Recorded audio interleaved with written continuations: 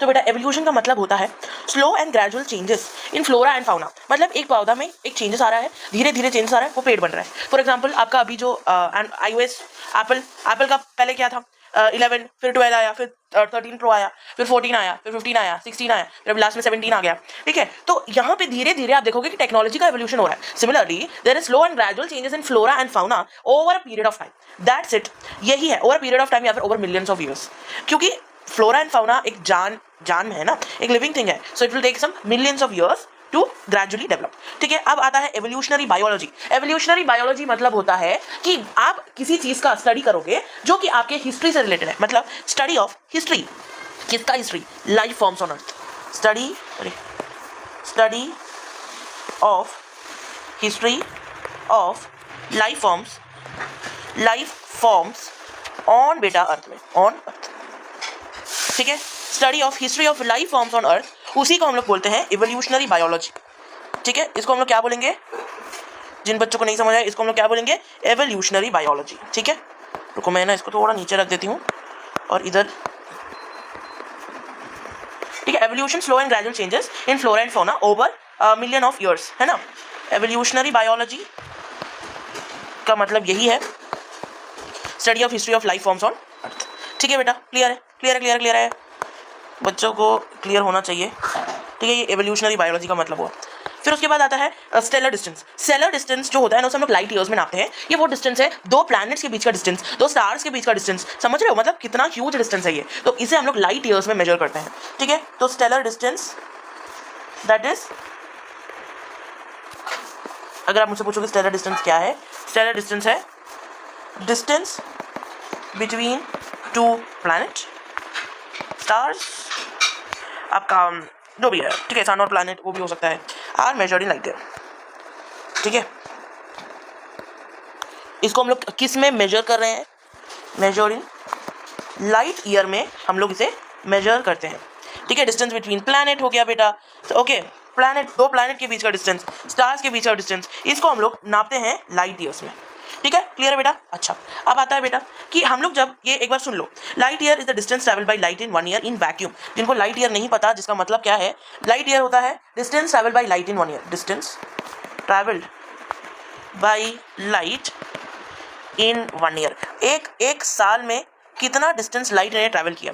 अब तुम लोग जब रात को तारों को देखते हो, वो पता है, तुम तारों को देखते हो ना, वो ऐसा दिखता है कि तुम अपने अतीत में झांक रहे हो। मतलब when we look at the stars in a way we are peeping into the past.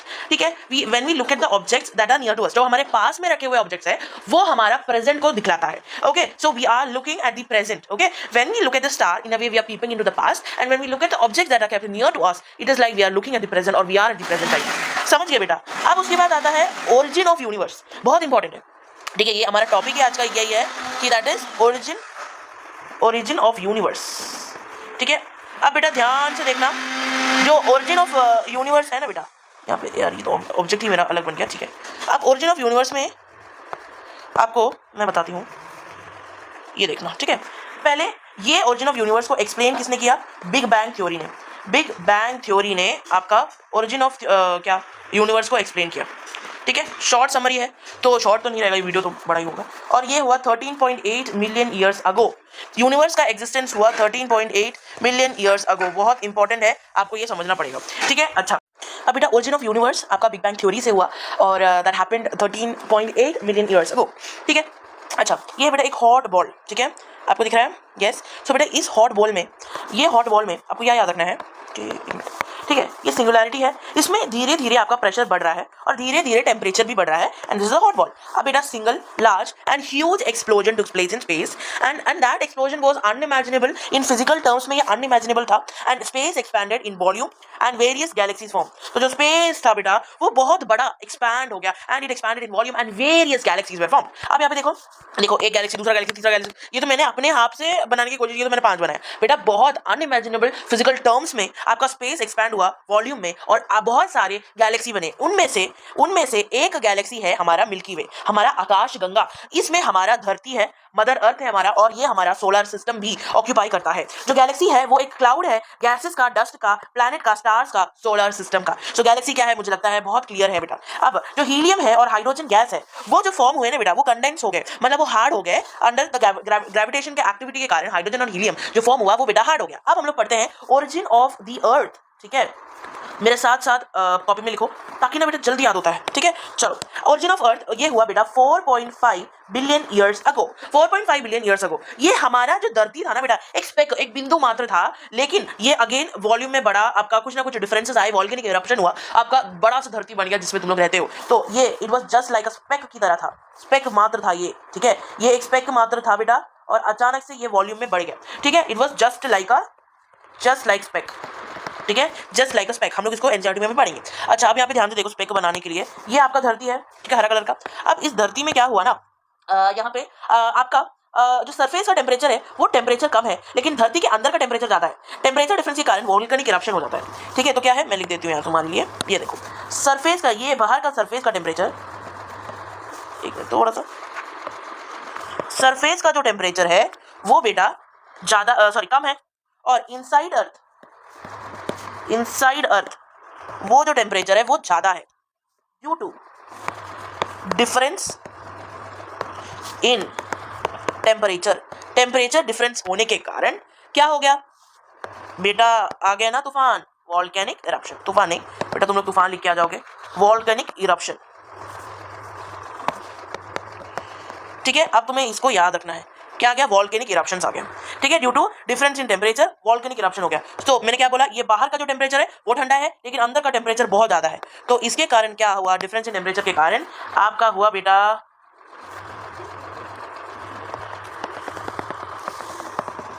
दिख गया है, वॉल्केनिक इरप्शन हो गया बेटा। अब जैसे ये वॉल्केनिक इरप्शन हुआ, ये आपका धरती है जिन बच्चों को नहीं समझ आ रहा है, ठीक है। अब जैसे ये वॉल्केनिक इरप्शन हुआ तो क्या हुआ, मोल्टेन मास ने अर्थ के सरफेस को कवर कर लिया। तो आप इसको क्या कर सकते हो, molten mass covered the surface of earth. Molten mass covered the surface of earth. इसके कारण आपका प्रिमिटिव अर्थ कंडीशंस रिवील हुए।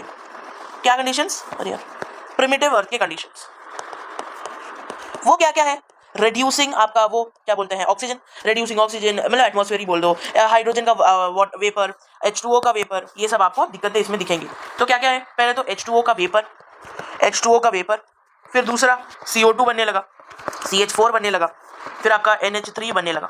ठीक है, यहाँ पे प्रिमिटिव अर्थ में देयर इज नो एटमॉस्फेयर, आपको कोई एटमॉस्फेयर नहीं मिलेगा, बहुत इंपॉर्टेंट। फिर आपको टेम्परेचर जो होगा, प्रिमिटिव अर्थ का टेम्परेचर बहुत ही ज़्यादा था। फिर उसके बाद reducing in nature, oxygen free form में अवेलेबल नहीं था, so this is reducing in nature बेटा। और रिड्यूसिंग इन नेचर के साथ साथ no oxygen, no ozone, oxygen नहीं, ऑक्सीजन तो फ्री स्टेट में था ही नहीं, ऊपर से ओजोन भी नहीं था। ओजोन नहीं है तो यूवी रे आ गई, ठीक है, एंटर इजीली। दिक्कतें समझ आ रही है बेटा। तो क्या है प्रिमिटिव अर्थ की कंडीशन क्या क्या है मैं बता रही हूँ। एक तो hydrogen vapour, CO2, CH4, NH3, ये तो बेटा हर पॉइंट में आएगा। फिर उसके बाद नो एटमॉस्फेयर, बहुत ज़्यादा टेम्परेचर था, ऑक्सीजन फ्री स्टेट में अवेलेबल नहीं था, रिड्यूसिंग नेचर था, और ओजोन भी नहीं था, तो यूवी रेस आसानी से अंदर आ जाता था। ठीक है बेटा, क्लियर है। तो बेटा यहाँ पे सुनो, ये सूरजमुखी के लिए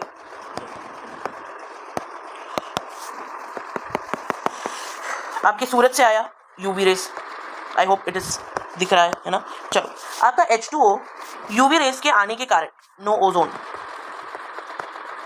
यूवी रेस आ गया, छोड़ो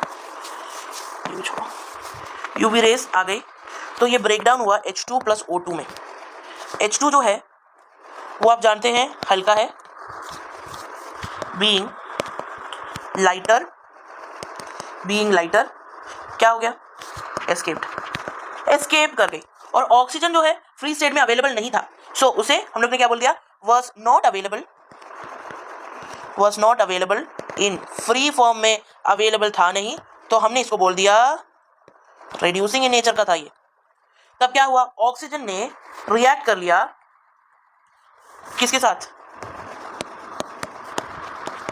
आपके CO2 सॉरी कार्बन CH3 और NH3 CH4 है ना, सॉरी पता नहीं क्या सोच के, CH4 और NH3 के साथ रिएक्ट करके फॉर्म्ड CO2 N2 और आपका H2, सॉरी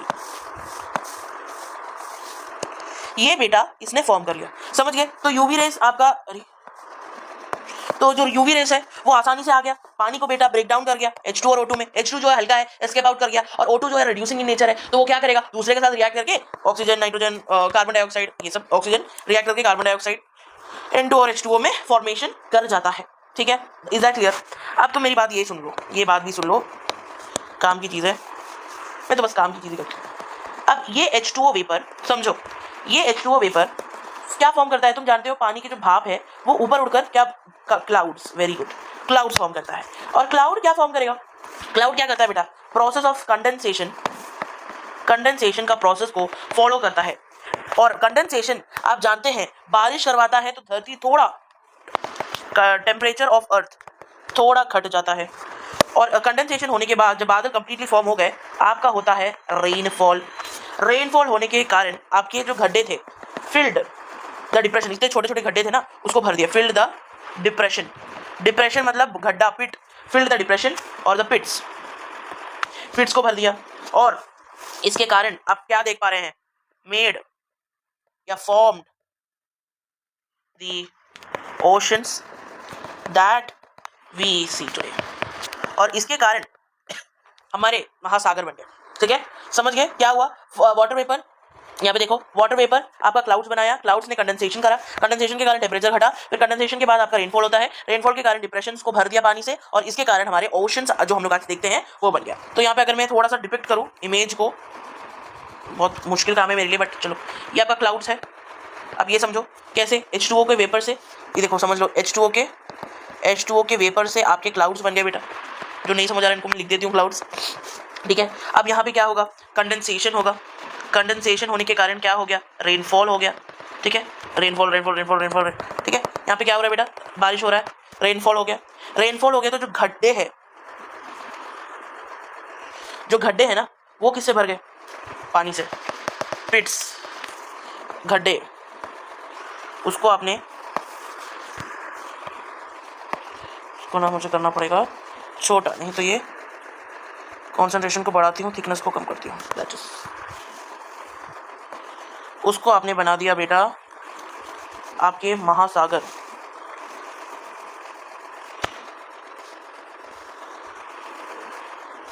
क्या बना दिया, महासागर। ठीक है, दिख रहा है ना। चलो, अब इन महासागरों को हमने क्या बोल दिया, ओशंस, हमने क्या बोल दिया, ओशंस। ठीक है, अब इसमें बहुत सारे केमिकल्स थे बेटा, बहुत सारे केमिकल्स मिले, जैसे कि आपका N2, H2 और NH3, ये सारे केमिकल्स आपको मिले। इसको इन्होंने बोला हॉट डाइल्यूट सूप। इन्होंने क्या बुलाया, हॉट डाइल्यूट सूप।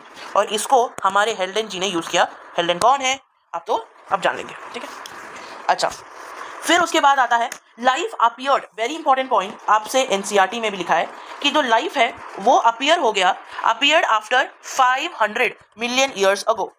अर्थ कब अपीयर हुआ, अर्थ बना 4.5 मिलियन ईयर्स अगो। ठीक है, 500 million years ago, after the formation of earth. इसका मतलब ये हुआ, लाइफ अपीयर हुआ 4 बिलियन ईयर्स अगो। फिर आता है first non cellular form of life. वो कब आया, non cellular form of life आया आपके 3 बिलियन ईयर्स अगो। और जो first cellular form of life आया वो कब आया, very good, 2 billion years ago. इस टाइम में आपका नॉन सेल्यूलर फॉर्म और सेल्यूलर फॉर्म ऑफ लाइफ आया। So life appeared after 500 million years. 500 million years after the formation of earth बना, मतलब आप इसको इसमें कंसिडर इक्वल टू मान लो। समझ गए बेटा, समझ गए। चलो, तो first non cellular form of life कब आया, वो भी याद रखोगे। First cellular form of life कब आया बेटा, वो भी याद रखोगे। ठीक है, आई होप आपको इसको ये बात समझ पाएंगे। ठीक है, चलो फिर आते हैं नेक्स्ट को, theory of origin of life. जो बहुत सारे लोगों का थ्योरी था बेटा कि ओरिजिन ऑफ लाइफ ऐसा हुआ है, ओरिजिन ऑफ लाइफ ये हुआ है, वो हुआ है। सो थोड़ा सा colour change, theory of origin of life. अब बेटा इसको ध्यान से सुनना, पता है क्यों? क्योंकि सीबीएसई वाले यही सब पूछ लेते हैं कि what were the theory of life and what was accepted, what all way rejected, ऐसा पूछेंगे बेटा।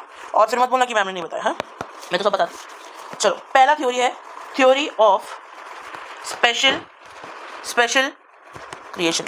Theory of special creation was given bye father Soros, जो बोलो यार सुरेश बोलती हूँ मैं तो, है बाय फादर सोरेस जी ने ये थ्योरी ऑफ लाइफ दिया। तो theory of special creation father Soros का था। उन्होंने बोला कि जो लाइफ है ना वो appeared on earth in 6 days। जैसी धरती बनी 6 दिन में लाइफ अपीयर हो गया, ठीक है। लाइफ अपीयर्ड ऑन अर्थ इन, सिर्फ मात्र 6 दिनों में आपका जिंदगी आ गया इनके हिसाब से। फिर इनका जो दूसरा पॉइंट है वो है, मतलब तीसरा पॉइंट है वो है अर्थ जो है आपका सिर्फ 400 साल पुराना है। Earth is just 4000 years old, ठीक है 4000 years old। उन्होंने बोला कि जो अर्थ है हमारा सिर्फ 4000 साल पुराना है। और life was created as such and the biodiversity, जो लाइफ है ऐसी बनी, लाइफ वॉज क्रिएटेड एकदम अचानक से सच बन गई, was created, life was created as such and the biodiversity we see today was created as such and will remain as such, ठीक है। तो यहाँ पे सुनो मेरे बच्चा पार्टी। तो बोला ये कौन दिया, अरे ओपेसिटी बढ़ा दिया ना इसलिए ना अजीब सा दिखता है ये, कॉन्सेंट्रेशन कम थिकनेस तो वाला। इट वॉज गिवन बाई, अरे यार कुछ ज़्यादा कम हो गया, it was given by father Suresh ji ने इसको दिया, ठीक है। It was given by father Suresh, और उन्होंने बोला लाइफ सिर्फ 6 दिन में बन गया, और जो धरती है वो 4000 साल पुराना है, और life was created as such and the biodiversity we see today was created as such and will remain as such. ये लाइन याद रखना, बहुत इंपॉर्टेंट है। ये life was created as such and biodiversity we see today was created as such and will remain as such. अरे वाह ma'am, ये बुद्धू है, समझ आ गया। सॉरी, इतना भी सोचना उस समय के लिए बहुत बड़ी बात है। मैम अपने बुद्धू कैसे बोलती है, हम फादर सुरेश के फैन हैं। अब आता है थ्योरी ऑफ कैटास्ट्रॉफिज्म। नाम से ही समझ आ रहा है कैटास्ट्रॉफिक मतलब डिजास्टर्स और ऑल दैट मीन्स है ना। तो थ्योरी ऑफ कैटास्ट्रॉफिज्म जो था दैट वाज कि नेचुरल डिजास्टर ने एग्जिस्टिंग लाइफ को डिस्ट्रॉय कर दिया और नया लाइफ आ गया। तो मतलब पहले से ही लाइफ था, नेचुरल डिजास्टर जैसे कि ड्रॉट आ गया, फ्लड आ गया, इन्होंने जो एग्जिस्टिंग लाइफ फॉर्म को मारकर नया लाइफ फॉर्म को उत्पन्न किया। बेटा उनको भी नहीं पता कि लाइफ कैसे ओरिजिनेट हुआ, इन्होंने ये नहीं समझाया। इन्होंने बोला लाइफ तो था पहले, लाइफ को डिस्ट्रॉय किया नेचर ने, फिर वापस नया लाइफ बनाया। सो इन्होंने क्या बोला कि कैटास्ट्रॉफिक इवेंट्स जैसे कि आपका नेचुरल डिजास्टर क्या कर दिया, destroyed the existing life form, existing life forms को, destroyed the existing life forms और एंड लाइफ अपीयर अगेन, ठीक है। तो बेटा थ्योरी ऑफ कैटास्ट्रोफिज्म समझ आ गया, मतलब क्या है कि नेचुरल डिजास्टर ने एक्सिस्टिंग लाइफ को डिस्ट्रॉय कर दिया और नया लाइफ अपीयर हो गया।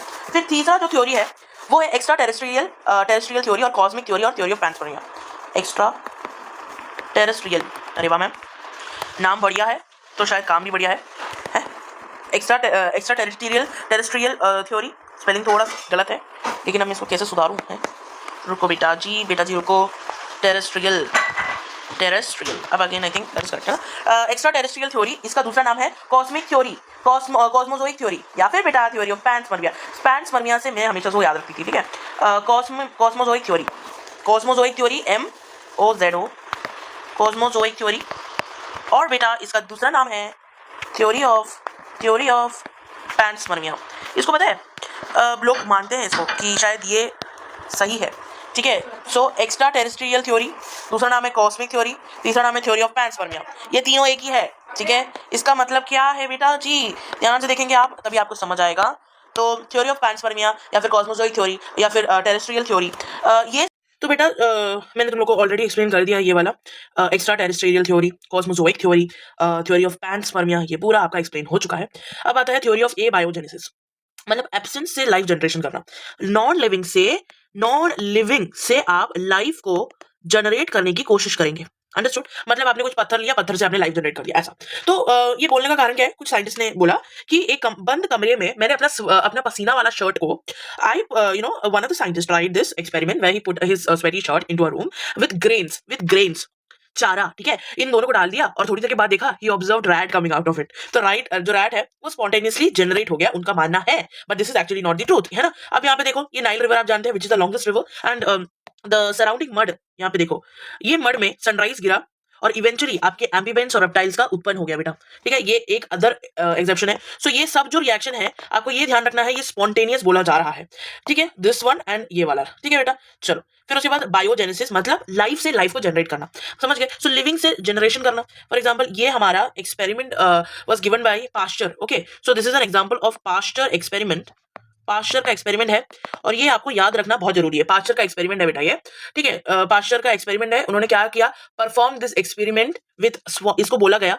स्वान नेक एक्सपेरिमेंट। क्या है बेटा? स्वान नेक एक्सपेरिमेंट, ठीक है, मेरे साथ पढ़ोगे जल्दी याद हो जाएगा, स्वान नेक एक्सपेरिमेंट। यहाँ पे देखो आपको एक बीकर ये वाला मिल रहा है और एक ये वाला बीकर, तो आप देखोगे एक में तो एस वाला शेप करके एक आपका बीकर बनाया, this is the swan neck beaker, और ये जो है बेटा इसके स्वान नेक को तोड़ दिया, यहां से बेटा तोड़ ही दिया, ठीक है। तो एक फ्लास्क 1 है, फ्लास्क 2 है। अब इन दोनों में हमने क्या भर दिया बेटा? हीट किल्ड ईस्ट भर दिया पानी के साथ, heat killed east with water, ठीक है। ये फ्लास्क 1 और ये फ्लास्क 2, दोनों में क्या भर दिया? हीट किल्ड ईस्ट और उसमें पानी डाल दिया, ठीक है। कुछ देर के बाद आप कुछ नोटिस करेंगे। अच्छा, मैं आपको इसका थ्योरी हिंदी में समझाती हूँ कि पहले तो बेटा इस नेक में आपको कोई भी माइक्रोब्स नहीं मिलते हैं, लेकिन इस नेक में आपको माइक्रोब्स दिख रहे हैं। देखो, ऑब्जर्व करो, ये देखो माइक्रोब्स। तो यहाँ पे माइक्रोब्स होने का कारण क्या है? पहली बात तो अगर मैं एस नेक की बात करूँ, यहाँ पे भी बहुत सारे माइक्रोब शायद घुसने की कोशिश किए होंगे, लेकिन कुछ माइक्रोब्स इधर फंस गए, कुछ माइक्रोब्स इधर फंस गए, और कुछ तो आते ही आते इधर से ही मर गए, क्योंकि बेटा यहाँ पे एयर और माइक्रोब्स दोनों क्या हो गए होंगे? ट्रैप हो गए होंगे। इसलिए इस तरफ आपको कोई भी माइक्रोब नहीं मिल रहा है, लेकिन इस तरफ खुला मैदान है, तो माइक्रोब्स तो आराम से बेटा एंटर कर गया होगा इनटू द फ्लास्क। तो इसका कंक्लूजन पढ़ लो। In the first flask the air that might have microbes entered but microbes trapped in the bends. इसको क्या बोल सकते हो आप लोग? बेंड्स बोल सकते हो, ठीक है। So in the flask the air must have the microbes but the microbes must have trapped in the S neck और द बेंड्स, ठीक है, and microbes could not enter, और इसके कारण यहाँ पे ट्रैप हो गए। तो माइक्रोब्स इधर एंटर कर पाएगा नहीं, तो यहाँ पे नो माइक्रोब्स, ठीक है बेटा। चलो, तो क्या है? In flask 1 air might have microbes enter but microbes trapped in the bends in the S neck, microbes could not enter easily, so therefore there is no life here. But in the flask 2 air with microbes enter easily and microbes in the broth, you can see microbes in the broth and life comes from pre-existing life. This disproved abiogenesis का theory. Understood. So flask 1 was that air might have, the air में शायद microbes होंगे, but the microbes got trapped into the bends, therefore the microbes did not enter into the heat killed yeast plus water and no life. लेकिन जहां पे microbes growth में आए, microbes enter easily, तो हमने बोला कि लाइफ आता है लाइफ से ही। कैसे? क्योंकि उसमें ईस्ट था ना, हीट किल ईस्ट तो था, उसमें माइक्रोब्स आया, तो आप देखोगे तो लाइफ से लाइफ आया, समझ गए। चलो, अब theory of chemical evolution. Theory of chemical evolution किसने प्रपोज किया था? ओपैरिन एंड हेल्डेन जी ने इसको प्रपोज किया बेटा। ओपैरिन जो थे वो एक रशियन है, ओपैरिन was a Russian। ये इंपॉर्टेंट क्यों है? क्योंकि आपको assertion रीजन में आ जाएगा कि ओपैरिन was a Russian, मतलब ओपैरिन was from England and हेल्डेन was from वो, तो आपका वो गलत हो जाएगा। तो आपको क्या याद रखना है? ओपैरिन यहाँ पे आर आ रहा है इसलिए ये रशियन है, और इसमें तो हेल्डेन में आपको ई आ रहा है इसलिए हम लोग इसको इंग्लैंड बोल रहे हैं। अब इसको आप याद रख पाएंगे, ओपैरिन में आर आ रहा है, रशियन है, ई आ रहा है, हेल्डेन में तो वो इंग्लैंड वाला है। तो they said conditions of the primitive earth supported the origin of life. तो ओपैरिन और हेल्डेन जी ने क्या बोला? जो केमिकल एवोल्यूशन है, थ्योरी ऑफ केमिकल एवोल्यूशन जो कि ओपैरिन जी का है, ओपैरिन और हेल्डेन जी का है, उन्होंने बोला जो प्रिमिटिव अर्थ के कंडीशंस है वो ओरिजिन ऑफ लाइफ को सपोर्ट कर रहा है। क्या क्या है प्रिमिटिव अर्थ के condition? Reducing atmosphere, high temperature, lightning, ये तीनों और भी बहुत कुछ है ना। तो reducing atmosphere, high temperature, lightning, ये क्या कर रहा है? सपोर्ट ओरिजिन ऑफ लाइफ, ठीक है। अब समझ गए? अच्छा, तो उन्होंने क्या बोला? Life probably came from non living organic compound. Non living organic compound से आपका लाइफ शायद आया होगा, दैट इज कीमोजेनी, और ये इसको बहुत ज्यादा विश्वास किया गया है, इसको ज्यादा एक्सेप्ट किया गया है बाय द पीपल, बिकॉज उनको लगता है हाँ शायद ये सही है ओपैरिन और हेल्डेन जी के द्वारा। Understood. So this theory was given by Oparin and Haldane, and they said the conditions of the primitive world supported the origin of the life. ठीक है, और वो कौन कौन सा है? Reducing temperature, high temperature, lightning बहुत था बेटा, ये ही सब चीजें हैं, ठीक है। अच्छा, अब देखो आप लाइफ कैसे बोला है, आपका फ्री एटम डिवाइड होकर मॉलिक्यूल बना, मॉलिक्यूल डिवाइड होकर बना इनऑर्गेनिक इनऑर्गेनिक कंपाउंड, ठीक है। मॉलिक्यूल डिवाइड होकर बना इनऑर्गेनिक कंपाउंड, और इसको तुम लोग क्या बोलोगे जल्दी बताओ। मॉलिक्यूल डिवाइड हुआ इनऑर्गेनिक कंपाउंड, इनऑर्गेनिक कंपाउंड बना इनऑर्गेनिक, इनऑर्गेनिक कंपाउंड बना ऑर्गेनिक कंपाउंड, फिर बना सिंपल ऑर्गेनिक कंपाउंड, फिर बना complex organic compound. This is the first organic compound, ठीक है। फिर आपका बना सिंपल ऑर्गेनिक, सिंगल लिख दिया, सॉरी इसको मिटा रही हूँ, हाँ, सिंपल ऑर्गेनिक कंपाउंड, ठीक है। और उसके बाद अच्छा कंपाउंड लिख देते हैं। फिर उसके बाद ये बना आपका कॉम्प्लेक्स ऑर्गेनिक कंपाउंड, ये बन गया बेटा, ठीक है। अब उसके बाद यहाँ देखो प्रोटोबायोन को माना जाता है, ये बना आपका कॉम्प्लेक्स ऑर्गेनिक कंपाउंड से। प्रोटोबायोन को माना जाता है कि ये जो है बेटा वो आपका फर्स्ट ट्रू लाइफ है। मानने में क्या है, उन्होंने बोला कि ये शायद फर्स्ट ट्रू लाइफ है, नॉट, बट साइंटिस्ट ने प्रूव किया कि it's not the first true life. ये सेल है, फर्स्ट ट्रू सेल है, लेकिन ये नहीं है, क्योंकि first true life but cell like structure.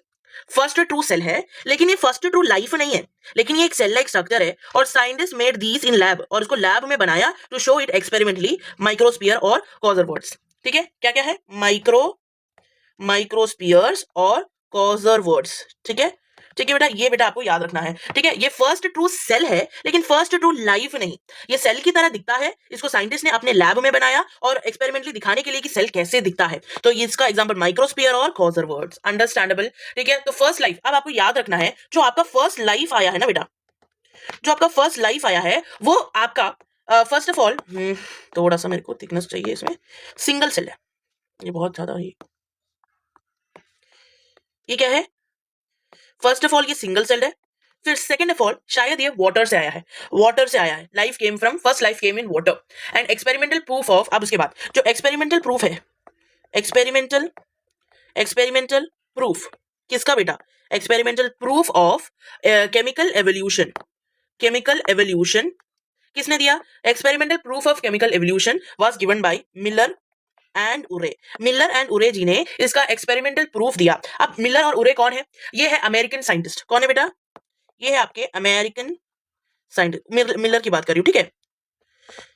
ये आपका अमेरिकन साइंटिस्ट, डेट याद रख लो 1953 में इन्होंने मिलर एंड उरे जी ने, Oparin and Haldane ji, Miller and Urey ji ने इसका एक्सपेरिमेंटल प्रूफ दिया कि हाँ life come from pre existing life,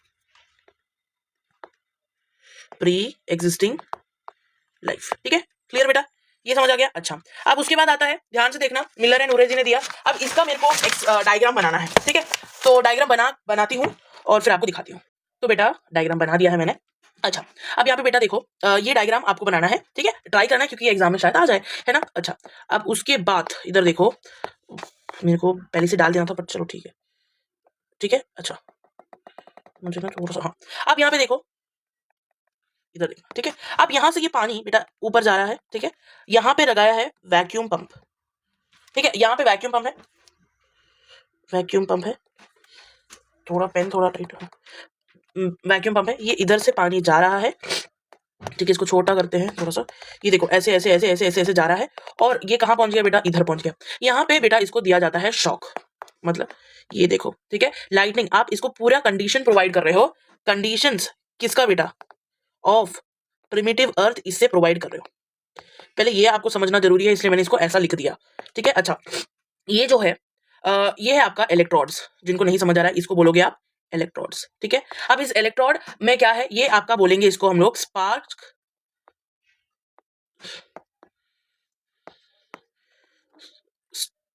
discharge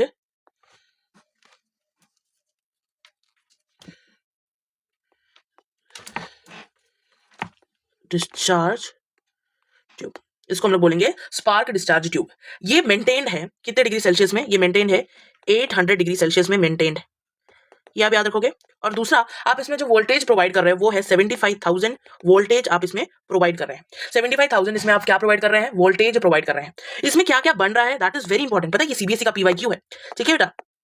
तो इसमें बनता है H2O का वेपर, ठीक है, H2O का वेपर बनता है, और आपका बनता है बेटा दो चीजें और, क्या, CH3 NH3 और H2, CH3 CH4 है, CH4 NH3 और H2, इससे ये भी बनता है। तो ये चार चीज इसमें बन रहा है, ठीक है।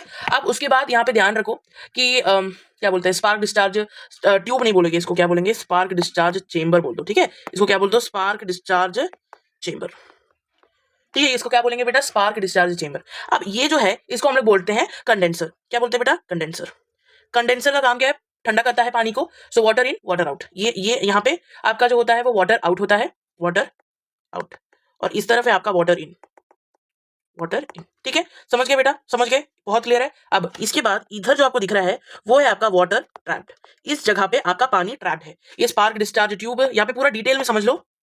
ये है आपका इलेक्ट्रोड जो कि आपको कितना वोल्टेज प्रोवाइड कर रहा है, 75,000 वोल्टेज। ये आपका स्पार्क डिस्चार्ज चेंबर, इस तरफ से वाटर इन हो रहा है, इस तरफ से वाटर आउट हो रहा है। ये है आपका कंडेंसर। ठीक है, अब उसके बाद कंडेंसर का काम है पानी को ठंडा करना, क्योंकि पानी को ठंडा करेगा तो ये आपको, अब ये वेपर फॉर्म में मिल रहा है, पानी को ठंडा करेंगे तो आपको पानी के रूप में इस तरफ आपको पानी ट्रैप करके मिल जाएगा। ठीक है, तो यहाँ पे आप क्या कर रहे हैं, ये है आपका बॉइलिंग वाटर, ये मेरा बॉइलिंग वाटर है। बॉइलिंग वाटर मतलब आप क्या पास ऑन कर रहे हो, वेपर को पास ऑन कर रहे हो, और इधर पे आपका क्या बना रहे हो, आप इसमें पानी बना रहे हो। इधर वाटर का वेपर मिलेगा, CH3 मिलेगा, NH3 मिलेगा और H2 का गैस मिलेगा। ठीक है, अब नहीं भूलोगे ना बेटा। अच्छा, अब इसके बारे में आप लिख लेते हैं थोड़ा बहुत, है ना, थोड़ा बहुत, ज्यादा नहीं लिखेंगे। अच्छा, कंडेंसर क्या करता है, to pass water through inlet and liquefy the gas in the tube. तो बहुत इंपॉर्टेंट है कंडेंसर का काम बेटा, ये आ जाता है आपको, इसका रोल क्या है। तो क्या करता है, ये वाटर को इनलेट में पास करता है और गैस को लिक्विफाई करता है, जो आपका स्टार्च डिस्चार्ज ट्यूब में है। क्या बोला मैंने, स्पार्क डिस्चार्ज चेंबर में ये जो वाटर है ना, इसको क्या करता है, ये वाटर को लिक्विफाई, वाटर वेपर लिक्विफाई करता है। अरे यार, ठीक है, मेरा ना ये डिसकंटिन्यू हो गया, ये हो गया वेपर लिक्विफाई, ये आपका वेपर लिक्विफाई करता है। ठीक है, अच्छा, अब जो कंडेंसर है उसका काम क्या है, यहाँ पे ध्यान देखो। जो कंडेंसर है, ध्यान दो, क्या करता है, to pass water through inlet and liquefy the gas in the tube. To pass water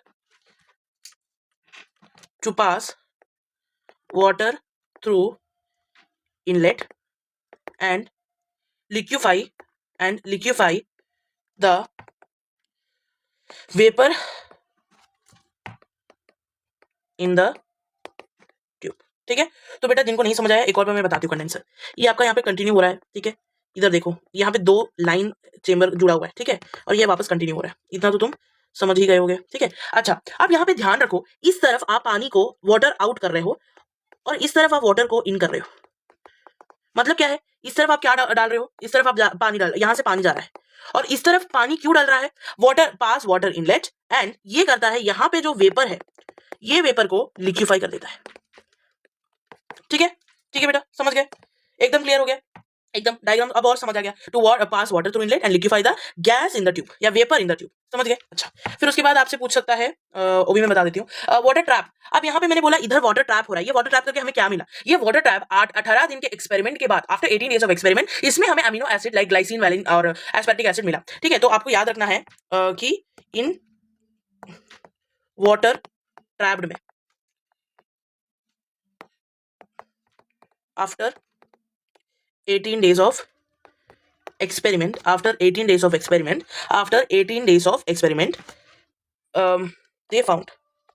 they found amino acid like glycine, valine in it। ठीक है, तो कितने दिन के बाद ये हुआ वो आपको याद रखना है, और वो है बेटा 18 days of experiment. After 18 days of experiment के बाद इन्हें क्या मिला, अमीनो एसिड मिल गया। ठीक है, इनको क्या मिला, amino acid. After 18 days of experiment they found amino acid in it. ये याद रखना, 18 को याद रखना। ठीक है, 18 को बेटा मत भूलना। ठीक है, समझ गए, ओके।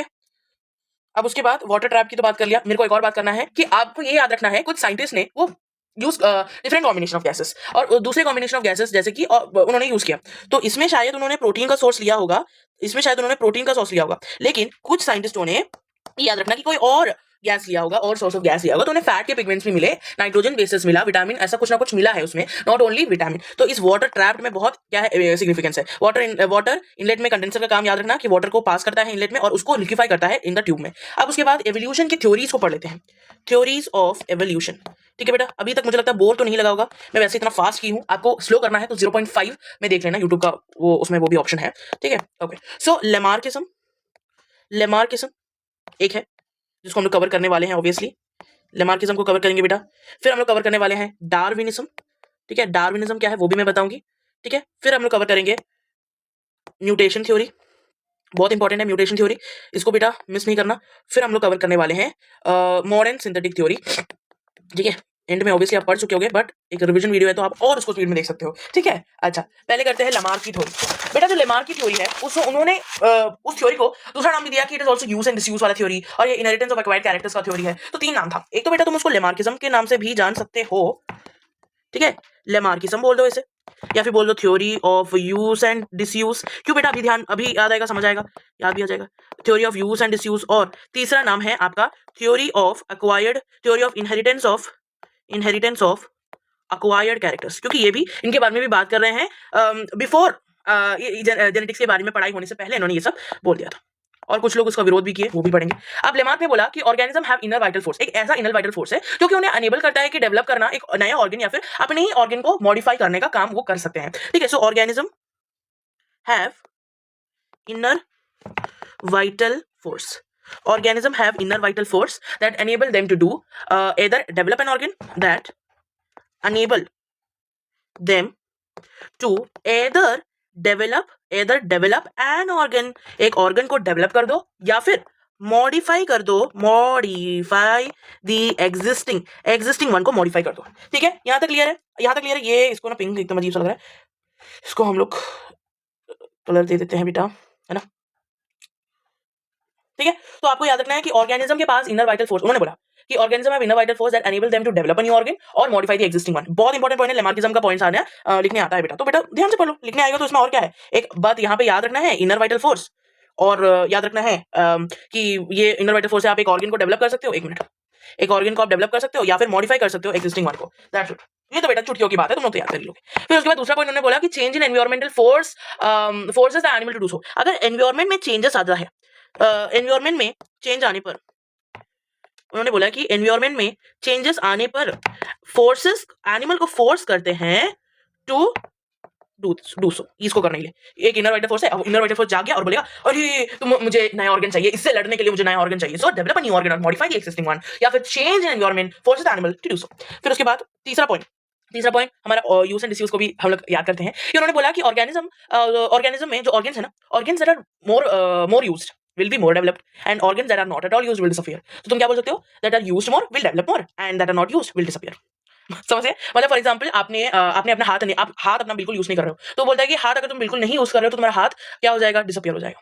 ठीक है, वेस्टिजियल ऑर्गन्स को ही देख लो, है ना, जैसे कि आपका appendix, this it's an vestigial organ, लेकिन क्या है बेटा, अभी भी हमारे शरीर में है। विजडम टूथ, अकल दांत, है ना, और आपका कॉक्सिजियल टेल बोन वो भी आता है। तो ये सब आपके वेस्टिजियल ऑर्गन्स है। यूज एंड डिसयूज, अब थ्योरी को फॉलो कर रहा है कि नहीं आप खुद सोचो, है ना। So organs that are used more, बेटा राइटिंग का प्रैक्टिस करना, बिकॉज आपका टाइम मैनेज ना हुए तो एक बार writing, organs that are used more will be developed more, and organs that are not used they will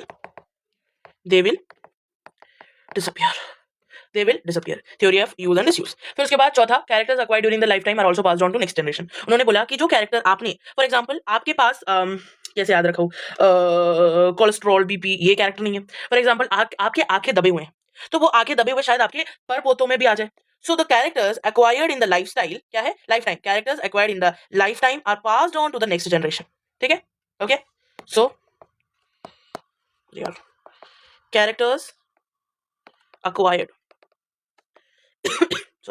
characters acquired during the lifetime are passed on to the next generation। character acquired during the lifetime are passed on to the next generation में pass on, that is theory of inheritance of acquired characters। okay, तो उन्होंने एक example भी दिया कि बेटा आपका जो जिराफ है ना, जिराफ आपने देखा है, जिराफ का पहले जो था ना वो गोट का साइज था, गोट देखा है आपने, गोट का साइज था, लेकिन जैसे एनवायरमेंट के नीचे वाले पत्ते, मतलब ग्राउंड लेवल के जो लीव्स है वो जैसे ही खत्म होने लगे ना, तब क्या हुआ बेटा, when the environment grasses started degrading, they stretched their neck in order to grab the leaves in the trees। और इसके कारण इनका नेक एकदम स्ट्रेच हो गया, और ताकि वो लीव्स तक पत्तों के लिए पहुंच पाए। Understood? So he gave an example of giraffe neck. ये बहुत इंपॉर्टेंट है, लेमार्क जी ना बहुत इंपॉर्टेंट काम करके गए हैं। ठीक है, सो ही गेव जिराफ एक्सपेरिमेंट। अरे यार, जिराफ एग्जांपल लिखना था मेरे को, सॉरी, जिराफ एग्जांपल। उन्होंने क्या बोला, उन्होंने ये बोला कि जो जिराफ का नेक है, giraffe neck was initially small। जो जिराफ का नेक था वो इनिशियली स्मॉल था।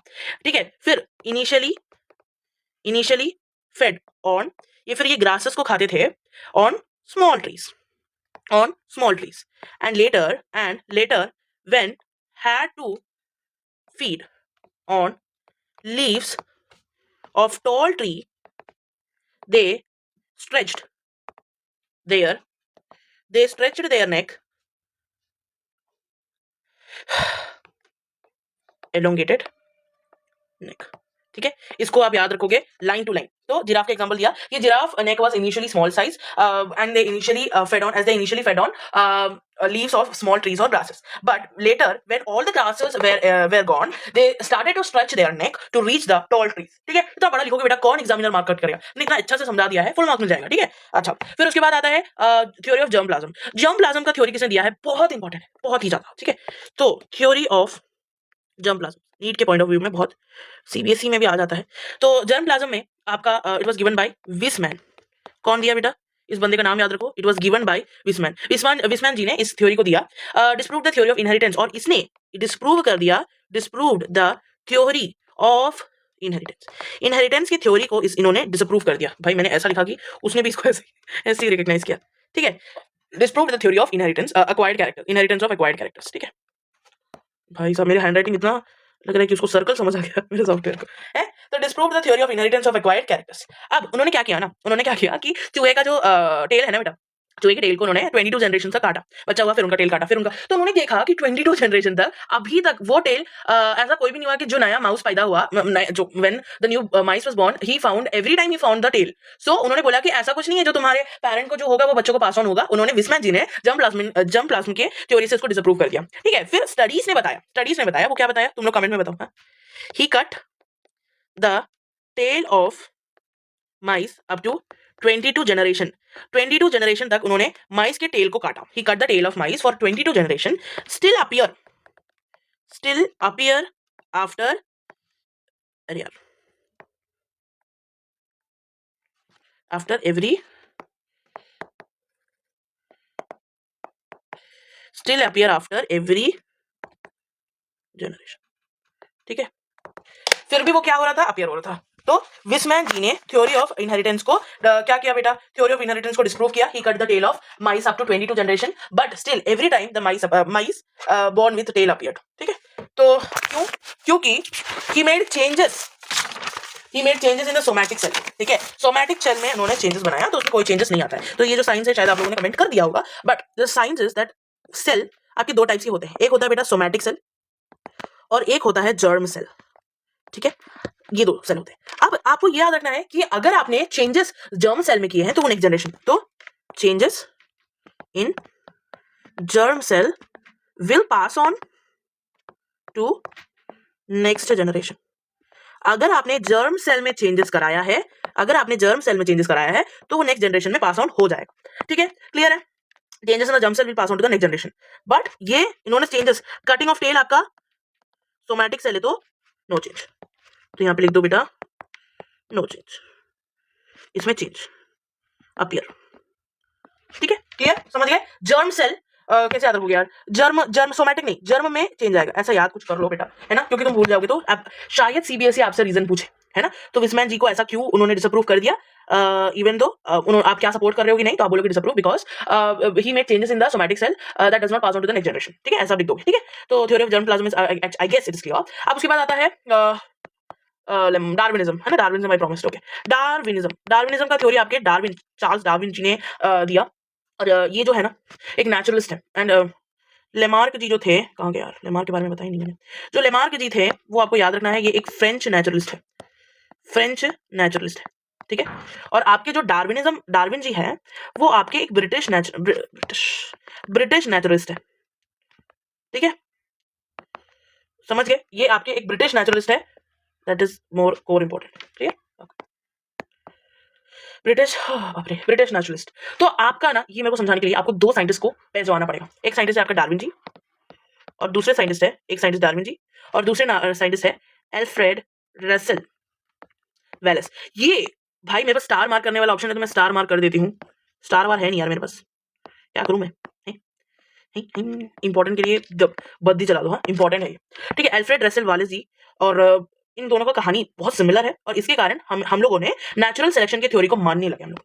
ठीक है, तो जो डार्विन जी थे, डार्विन और एल्फ्रेड रसेल स्पेलिंग गलत है तो प्लीज उसको सही कर लेना, एल्फ्रेड रसेल वेलेस जी. ठीक है, ये भी गए एक सी वॉयेज में। कहाँ गए बेटा?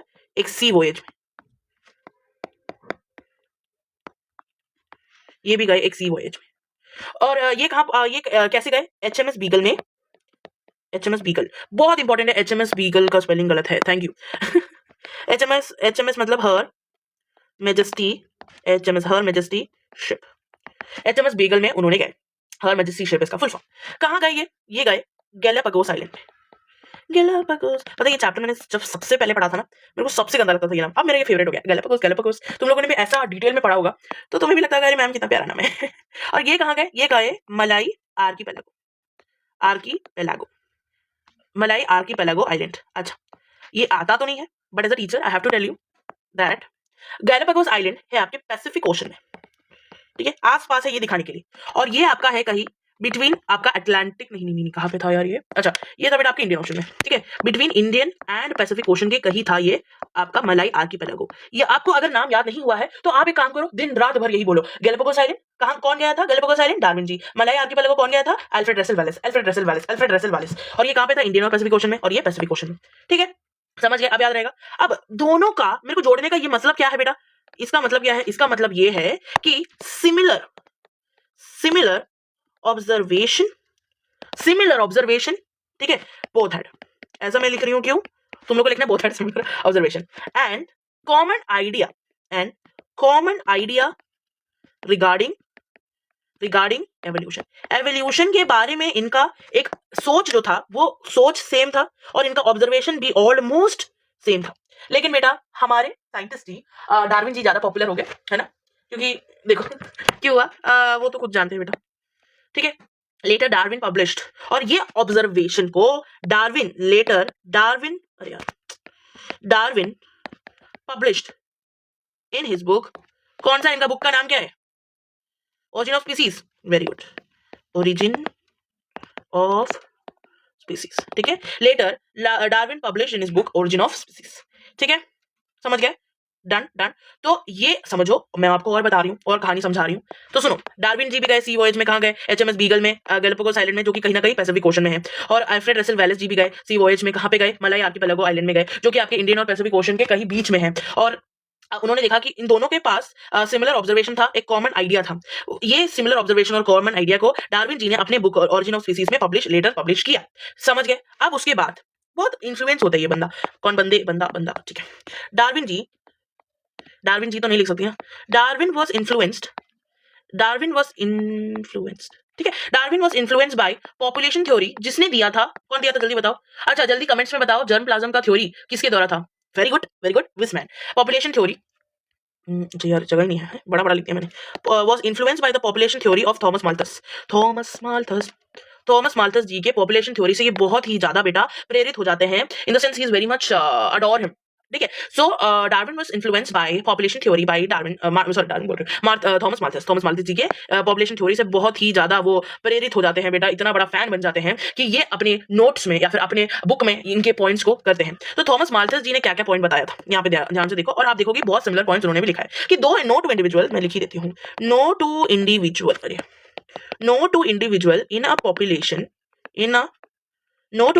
Population are same. दो इंडिविजुअल एक पॉपुलेशन में, फॉर एग्जांपल ये है चिंटू, ये है मिंटू, ये दोनों ट्विंस है, लेकिन आप ये नहीं बोल दोगे कि दोनों सेम है, चिंटू मिंटू सेम है, नहीं बेटा, शायद दिखते होंगे लेकिन उनमें कुछ ना कुछ डिफरेंसेस है। So no two individual in a population are same even though they have similar morphological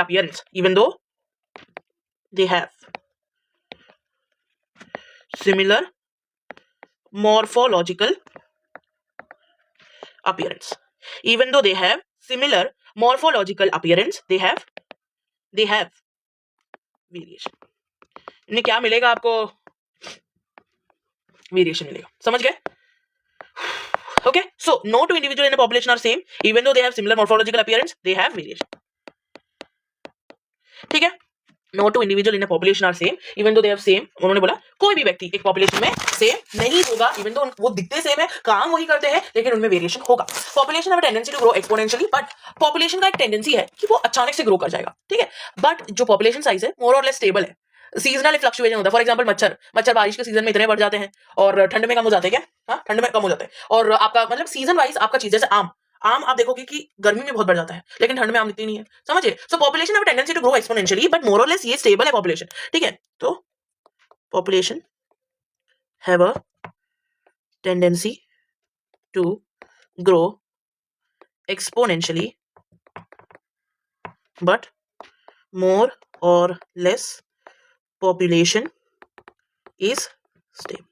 Population have a tendency to grow exponentially but more or less population is stable. आपको क्या दिखेगा इसमें? seasonal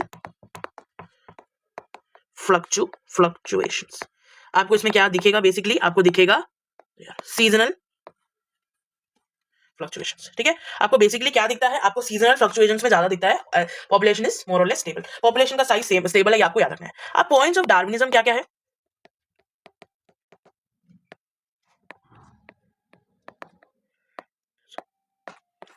ठीक है, अब ध्यान से देखोगे बेटा आप।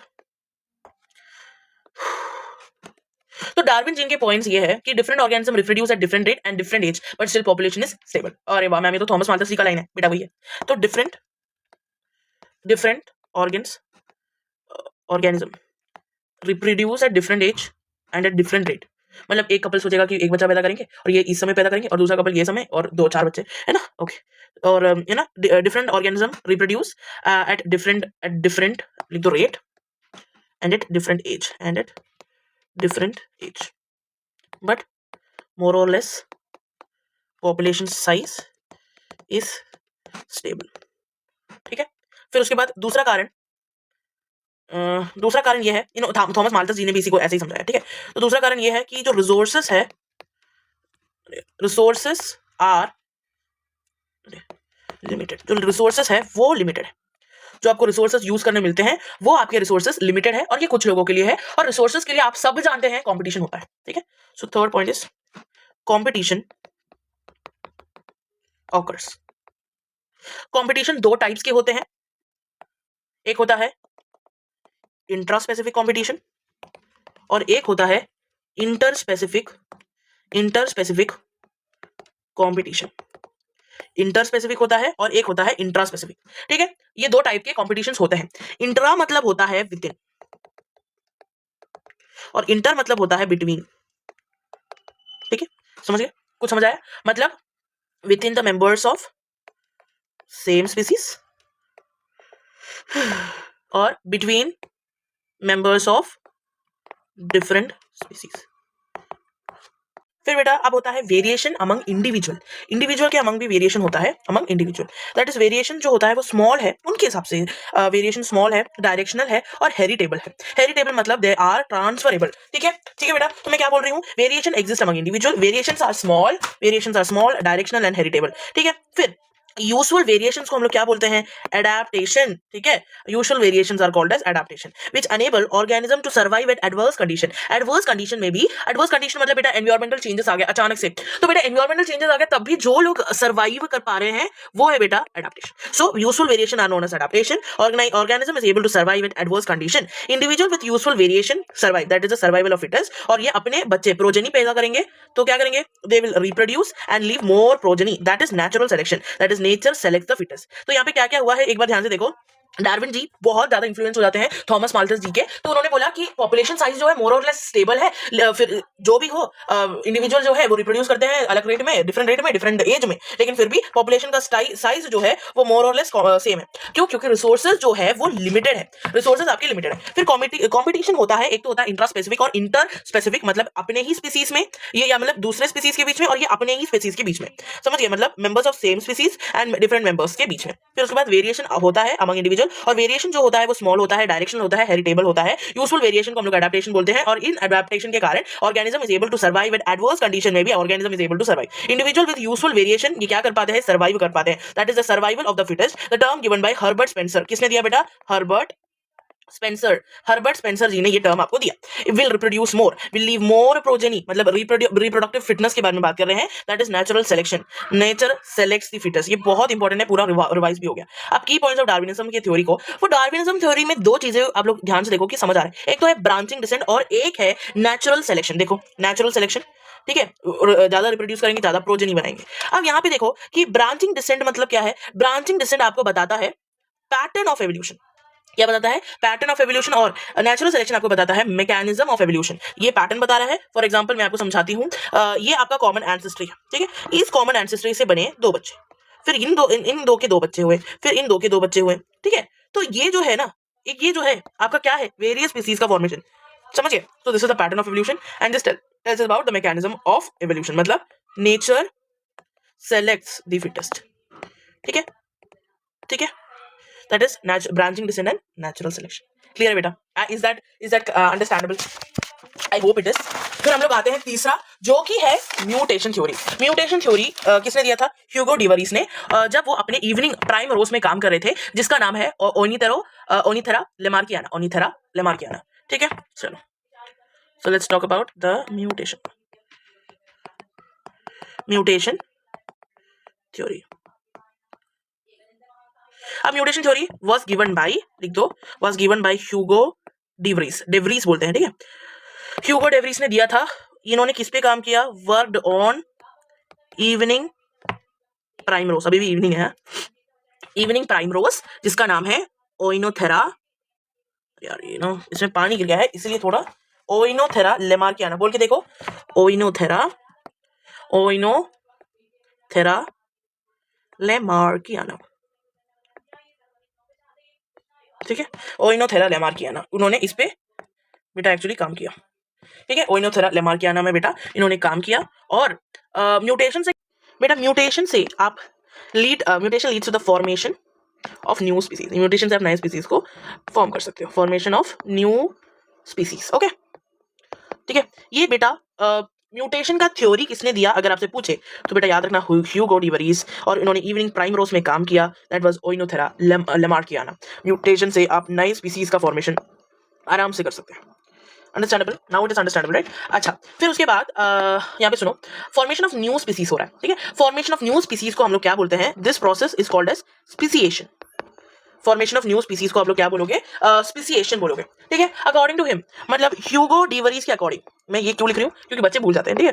ह्यूगो डिवरीज के according, just write it once, according to him mutations are क्या है?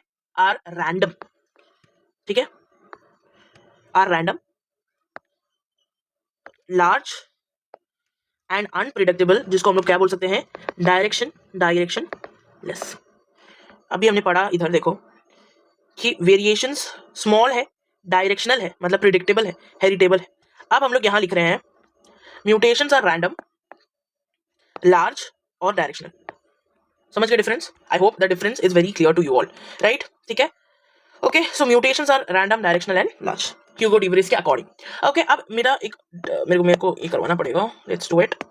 डिफरेंस, डार्विन के हिसाब से वेरिएशन क्या है, और डिवरीज के अकॉर्डिंग आपका म्यूटेशन कैसा है?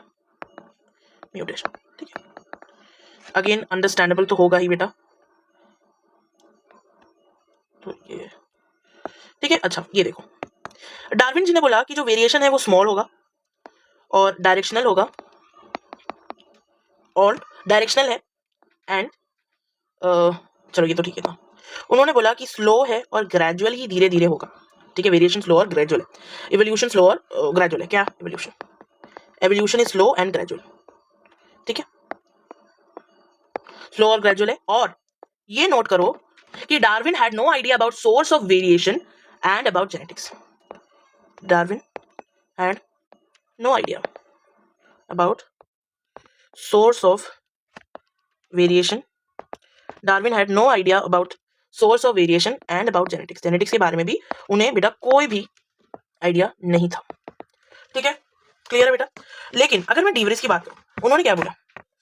उन्होंने ये बोला कि जो म्यूटेशन है वो लार्ज है, रैंडम है और अनप्रिडिक्टेबल है, दैट इज डायरेक्शन लेस है, और लार्ज मैंने बता दिया। और ये जो है सैल्टेशन दिखाता है बेटा। ये ना क्या हुआ ना, स्क्रीन में पानी बहुत गिर गया था, पानी मतलब मेरा हाथ का पसीना, सैल्टेशन, ठीक है। अब सैल्टेशन मतलब क्या है? सैल्टेशन तुम लोग पढ़ चुके हो 11th में, न्यूरॉन का मूवमेंट, यहाँ पे देखो, ठीक है।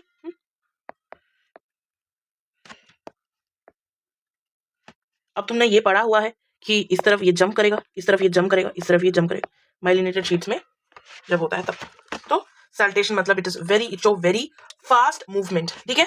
अब बेटा मॉडर्न सिंथेटिक थ्योरी, जिसका दूसरा नाम है neo Darwinism. Many factors combine are responsible for evolution. बहुत सारे फैक्टर्स एवोल्यूशन का कारण है, जैसे natural selection, that is variation हो रहा है, चेंजेस आ रहा है एनवायरमेंट में, तो according to the variation, according to the adaptation that they made, उसके हिसाब से ये जी पाते हैं, that is survival of the fittest by Herbert Spencer. फिर म्यूटेशन, म्यूटेशन मतलब अगेन आपने मैंने पूरा बता दिया कि म्यूटेशन से आप लोग बहुत सारे लार्ज अमाउंट ऑफ स्पीसीज को बना सकते हैं, है ना, और ये लार्ज है, रैंडम है, डायरेक्शनलेस है।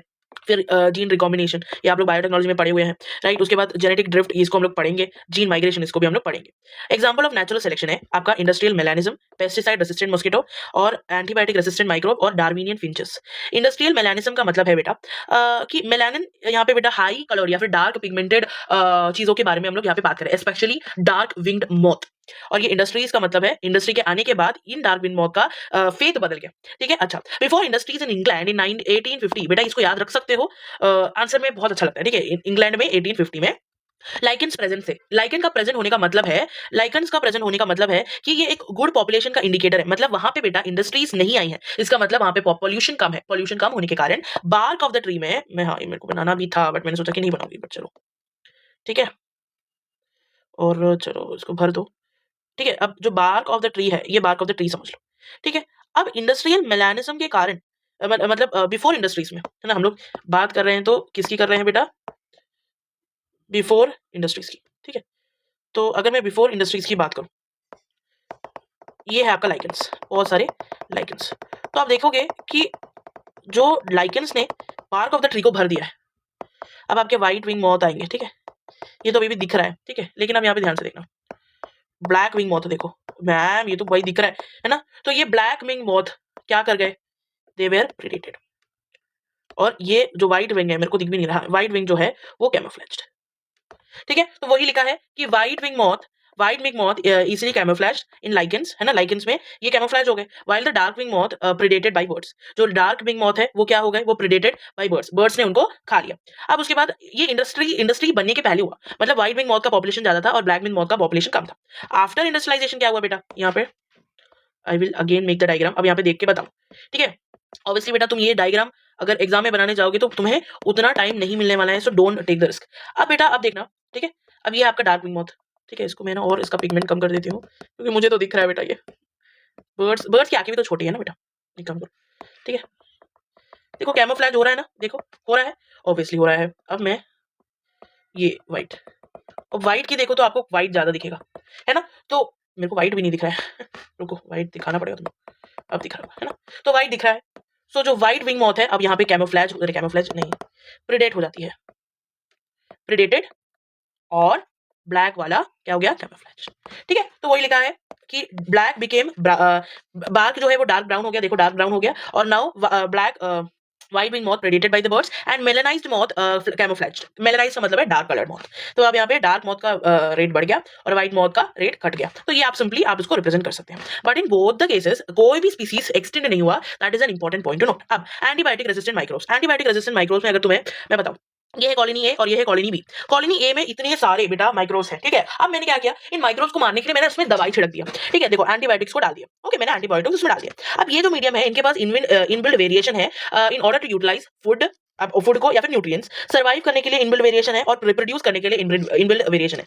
तो जैसे ही मीडियम में चेंजेस आया, मैंने जैसे एक एंटीबायोटिक को डाला, तो कॉलोनी बी में अब तुम देखोगे कि जो हरे हरे लोग थे जिनके पास वेरिएशन नहीं था, एंड इस एंटीबायोटिक के अगेंस्ट वेरिएशन इनके पास ना होने के कारण ये मर जाते हैं। एंड यहाँ पे देखो ये पिंक कलर जो है, मैं तुम्हें सेपरेट दिखाने के लिए, इनके पास जो था वेरिएशन था, तो ये बन गए एंटीबायोटिक रेसिस्टेंट माइक्रोब्स। मतलब अब ये माइक्रोब्स को एंटीबायोटिक कुछ बिगाड़ नहीं सकता बेटा, nothing can do, you know, now the antibiotics can nothing, you know, it can do nothing to the you know, आपका microbes, okay.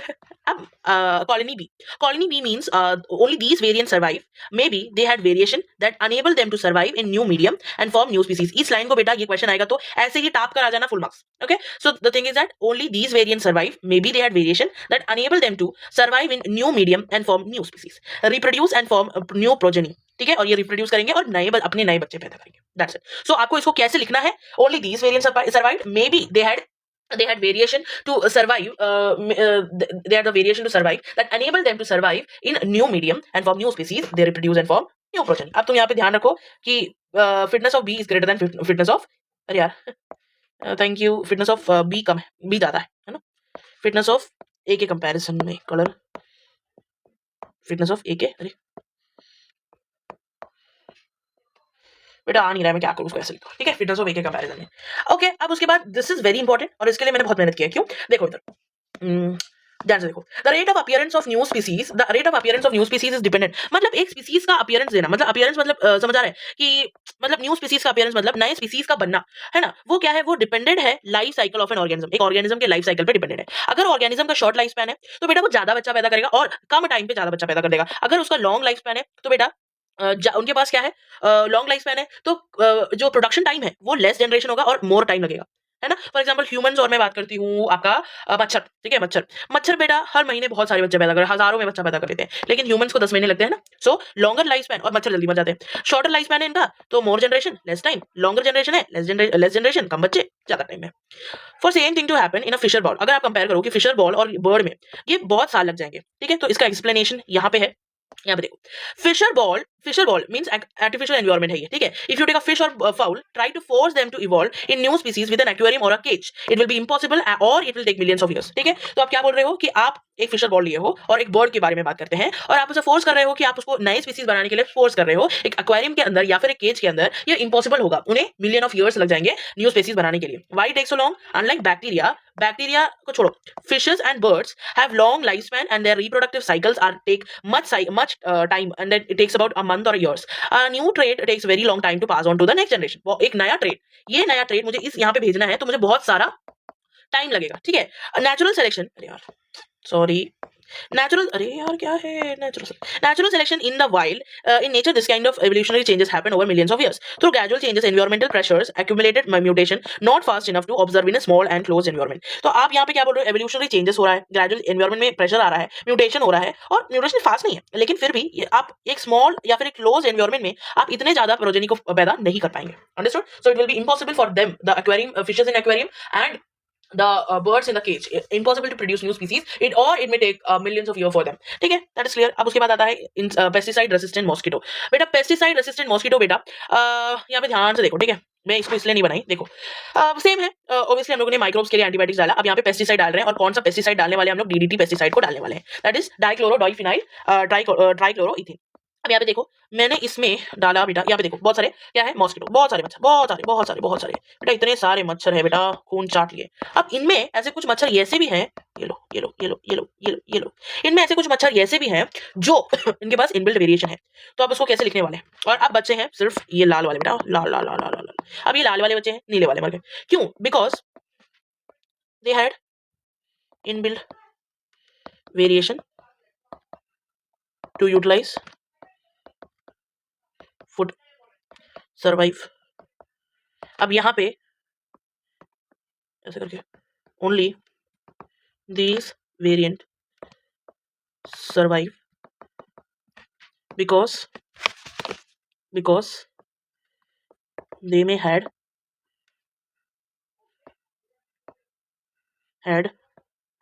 variation to variation, इसके आगे इधर लिख दी हूँ, that helped them survive in new medium and become pesticide resistant, ठीक है, ये line लिखोगे फुल मार्क्स, ओके। और आपको पता है ये मोर फिट है, ठीक है, क्लियर है। अच्छा अब डार्विनियन फिंचेस के बारे में पढ़ते हैं, ठीक है, ओके। अब डार्विनियन फिंचेस जो है, ओरिजिनल एंसेस्ट्रल बर्ड कौन सा है, एक स्मॉल ब्लैक बर्ड है, ठीक है, यहाँ पे देखो बेटा जी, ओरिजिनल एंसेस्ट्रल बर्ड जो है आपका एक स्मॉल ब्लैक बर्ड है, ओरिजिनल एंसेस्ट्रल बर्ड जो है वो है स्मॉल ब्लैक बर्ड, ठीक है, ये कहाँ पे रहता था, लिव्ड ऑन। तो बेटा डार्विनियन फिंचेस के बारे में देख लो, जो ओरिजिनल डार्विनियन फिंचेस है वो बेटा ओरिजिनल एंसेस्ट्रल बर्ड जो है वो एक छोटा it's small black bird, okay, जो कि it is found in mainland, you can find it in बेटा, you can find it in mainland, okay, you can find it in mainlands, right, okay. Then it flew to Galapagos Island. See, from here, from the mainland, it flew to the Pacific Ocean. This is the Pacific Ocean, and this is the mainland where the birds are flying to Pacific Galapagos Island, which is situated in Pacific Ocean. And the birds had already undergone variation in their beak. The beak of the birds had already undergone variation. So, according to the availability of the food and the type of food they feed on, their beak became like that. Their beak was variated to pointed structure, small beak, large beak. And then in Galapagos Island, depending upon the food they found and they eat, only those survived. Means the birds who were able or who succeeded in finding the food that supports their beak were able to survive in the island. Like the pointed beak birds could easily feed on insects. The broad beak birds could easily feed on seeds. And the long beak birds could easily feed on fruits. And by this, they survived. By this type of evolution, they survived in that particular region and produce and leave more progeny. They produce more kids of their own. And this is an example of natural selection. Eventually, new species form over years in Galapagos Island. And like this, many species were formed in the Galapagos Island. Okay? अब बेटा यहाँ पे सुनो क्या हुआ. Food जैसा type of food मिला उसके हिसाब से ये सर्वाइव कर गए. ठीक है. पॉइंटेड बीक वाले इंसेक्ट्स को खाते थे और ब्रॉड बीक वाले किसको खाते थे. ब्रॉड चौड़ा. तो तुम समझो चौड़ा वाला फ्रूट्स खाएगा नहीं सीड्स खाएगा और बड़ा वाला क्योंकि फ्रूट्स तो साइज बड़ा होता है ना तो फ्रूट्स खाएगा. छोटा वाला सीड खाएगा. पॉइंटेड वाला इंसेक्ट खाएगा. ये ऐसे ही पर्टिकुलर रीजन में सर्वाइव करते थे कि इस रीजन में ज़्यादा रिच सीड है, इस रीजन में इंसेक्ट्स रिच है, इस रीजन में आपका फ्रूट्स रिच है. तो पर्टिकुलर रीजन में ये लोगों ने सर्वाइव किया. ये लोगों ने बहुत बच्चे पैदा किए बेटा.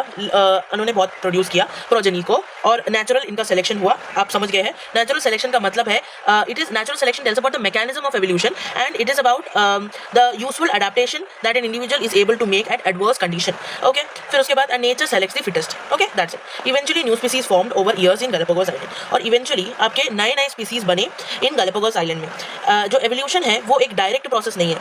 ये एक रैंडम प्रोसेस है क्योंकि आप नहीं बोल सकते हो कि अचानक से अब ये इवॉल्व कर जाएगा या इवॉल्व नहीं करेगा. सो ये एक रैंडम प्रोसेस है. कहीं भी कुछ भी हो सकता है. एंड इवन इन ऑर्गेनिज्म और ये एक चांस म्यूटेशन है एंड इवन इन ऑर्गेनिज्म. ठीक है. So evolution is not a direct process. ये एक रैंडम है या चांस म्यूटेशन है और एक इवेंट है ऑर्गेनिज्म में. ठीक है. वेरी इंपॉर्टेंट लाइन यहाँ पे यही है कि ये एक रैंडम प्रोसेस है और बाय चांस म्यूटेशन है. ठीक है बेटा. क्लियर है. चलो फिर उसके बाद आता है type of natural selection. Natural selection आपका एक नॉर्मल वाला आता है बेटा. फिर एक आता है बेटा डिस्ट्रक्टिव और दूसरा आता है डायरेक्शनल डिस्ट्रक्टिव. ठीक है. तो नॉर्मल जो है ना, नॉर्मल में जो नेचर है वो इंटरमीडिएट को सेलेक्ट करता है. देखो इंटरमीडिएट को सेलेक्ट किया नेचर में. ठीक है. So here the peak gets narrower.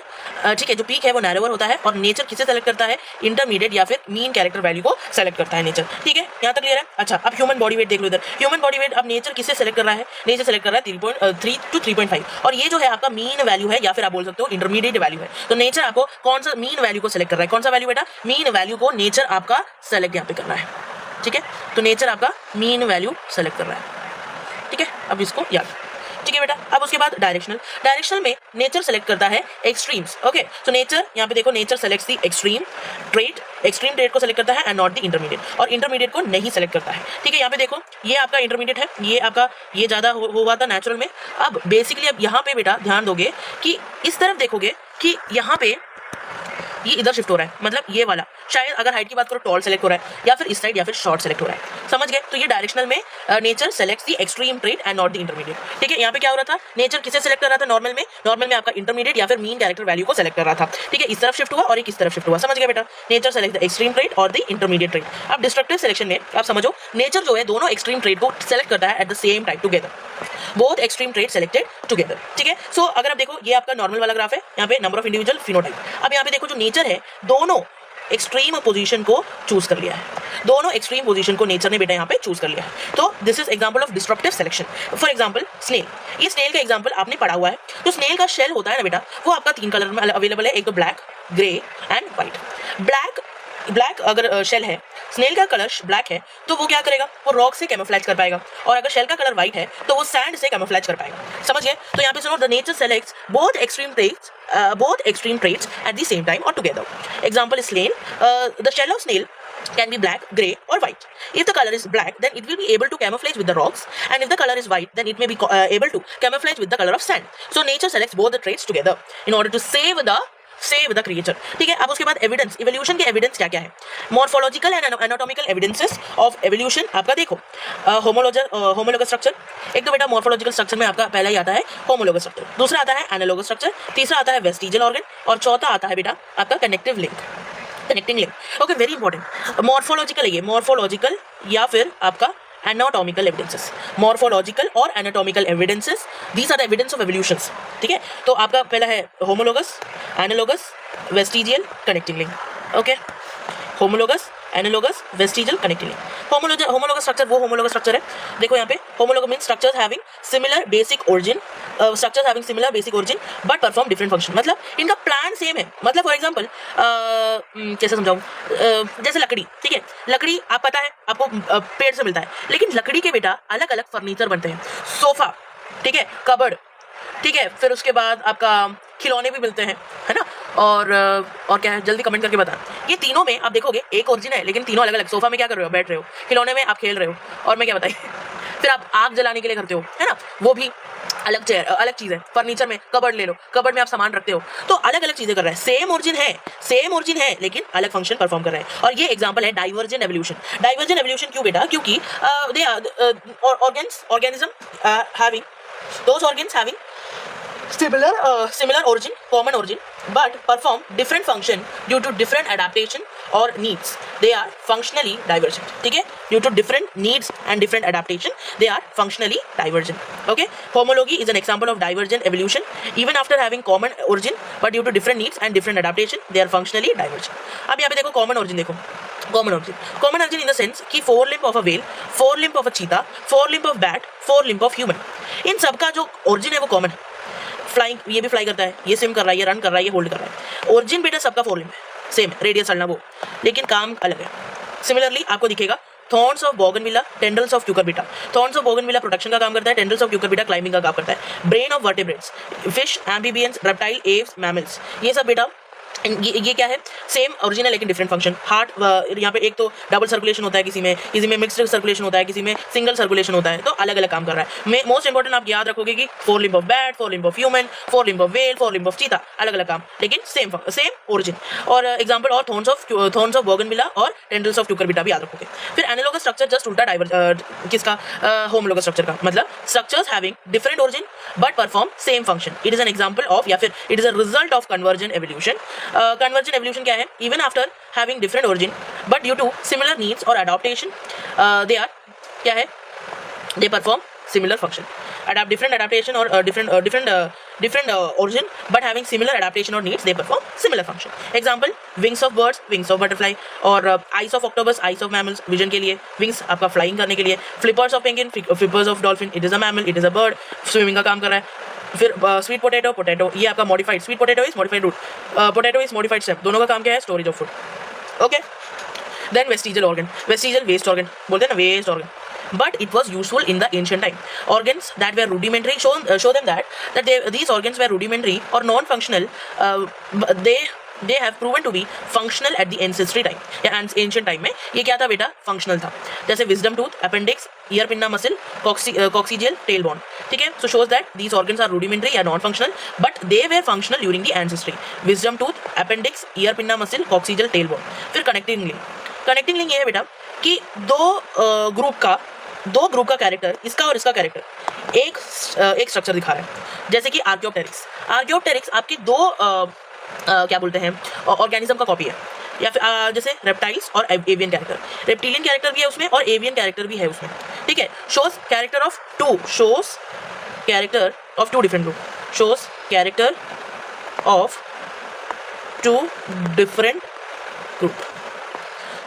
Of two different group, जैसे कि आर्कियोप्टेरिक्स।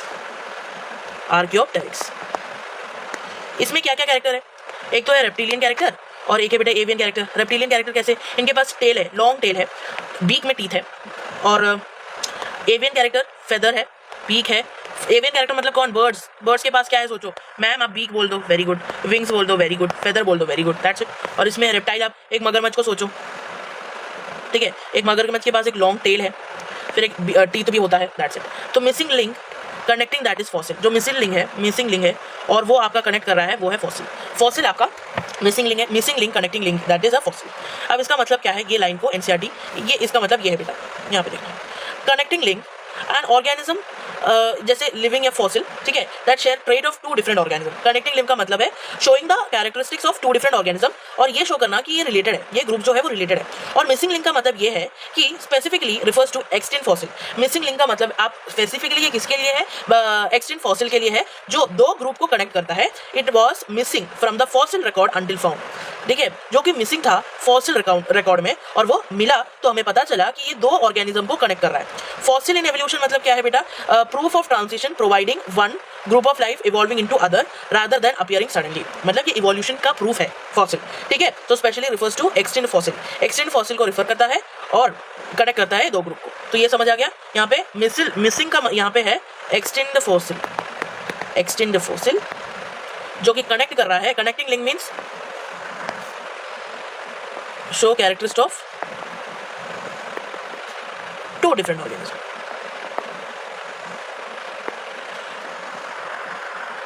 ऑर्गेन, ठीक है। तो एक्सटिंक्ट एक्सिस्ट नहीं है यार, मैं नींद में लिख रही हूँ शायद, है ना, एक्सटिंक्ट, ठीक है, एक्सटिंक्ट फॉसिल।